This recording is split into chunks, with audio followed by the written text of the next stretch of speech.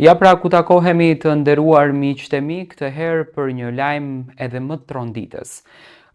Historia e Gjestit, tragjedia që ndodhi në familjen e Gjestit, siç duket, nuk është se i ka pikëlluar të gjithë, por ka edhe njerëz të cilët duan të përfitojnë në mënyra të çuditshme dhe të tmerrshme nga kjo tragjedi. Në një grup të hapur në Instagram, një grup i quajtur Gjesti Community, i ndjekur nga 5.300 ndjekës, ka ardhur një mesazh dhe ka ardhur një shkrim që mua personalisht më ka tronditur, por jam shumë i bindur që ka tronditur të gjithë njerëzit të cilët janë pjesë e këtij grupi, se në çfarë apo ku ka arritur njerëzimi që mundohen edhe nëpërmjet dhimbjes së tjetrit, përjetimit të rënd që tjetri ka kaluar, tmerrit të tjetrit, të bëjnë dhe të veprojnë me gjëra të këtilla. Në këtë grup shkruan kështu: mos bini pre e asnjë GoFundMe që është hapur. Mos përfitoni o të mjerë nga kjo tragjedi për interesat tuaja. Gjesti s'ka nevojë për ndihmën monetare, por për mbështetjen shpirtërore. E në fakt, akoma më shumë do i ndihmonit në qoftë se do të shpërndanit çdo detaj nga gjithë kjo ngjarje. A ju ka humb njerëzilliku komplet apo çfarë po ndodh?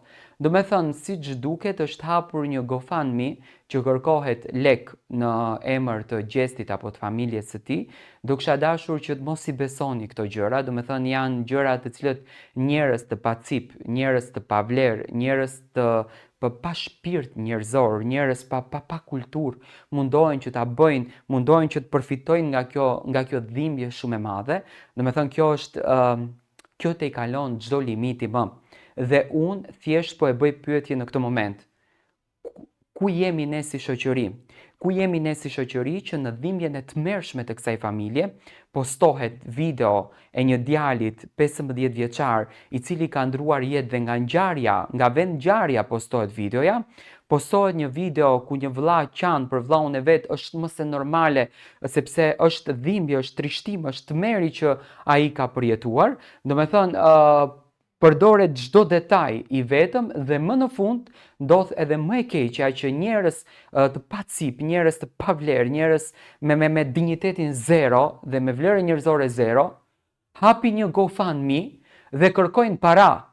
Kërkojnë para duke përdorur dhimbjen e kësaj familje shqiptare që do me thënë po përjetojnë tmerrin më të keq.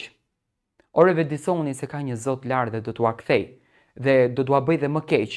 Është e turpshme, është shumë e turpshme që ne si media ndajmë lajme të këtilla.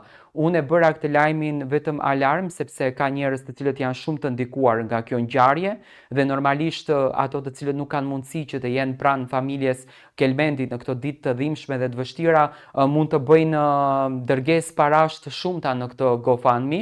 Gjesti Shqyrëzotit ka patur punë, ka patur koncerte, Shqyrëzotit i ka punët shumë mirë dhe sipas edhe këtij lajmi që nuk ka nevojë për mbështetje monetare, ai ka nevojë për mbështetje shpirtërore.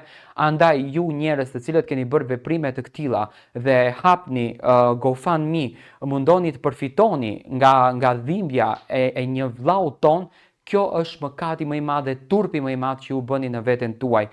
Ju lutem mbyllni më shpejt ato GoFundMe edhe ktheuni në botë njerëzore që të mbështetni dhimbjen e tjetrit shpirtërisht dhe jo me vepra të këtilla që janë tmerrësisht të turpshme. Andaj mos besoni asnjë GoFundMe, mos hedhni asnjë gjë se janë krejtësisht të reme. Familja Kelmendi ka nevojë vetëm për dashurinë tonë, asnjë gjë tjetër.